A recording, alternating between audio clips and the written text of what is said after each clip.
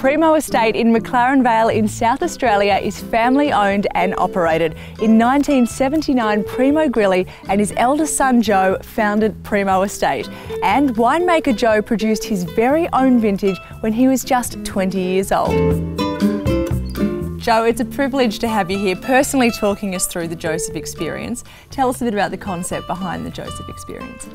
It's just a wonderful way to show the Joseph wines, which are our top wines, with some of the latest vintage of Joseph extra virgin olive oil. Well, we usually start off with the Joseph Pinot Grigio.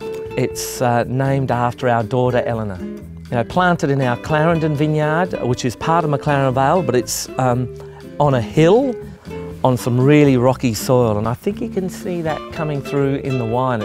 So right next to that Pinot Grigio patch, we planted some of the Nebbiolo grape. So there's a theme here. This is going back to our Italian roots.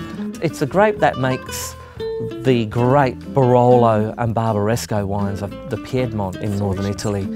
But you know, I love it because it's got at the same time some feminine, quite floral characteristics, but also some really masculine, rich, tannic qualities as well. So the next wine, now changing gears a little, is the Angel Gully Shiraz. This is a 100% single vineyard Shiraz from Clarendon. Because it's in that dry-grown rocky soil and a slightly cooler climate at 250 metres of altitude, you're getting a little bit more elegance in the style than I think the average Shiraz gets from these parts. Cabernet Merlot Moda. Now this is our most well-known, flagship red. It's Cabernet Merlot, but it's made using the Amarone technique of northern Italy, where we bring the grapes from the vineyard behind us here, and we actually dry them in the car park area of the cellar door and concentrate the fruit for a couple of weeks before we crush it.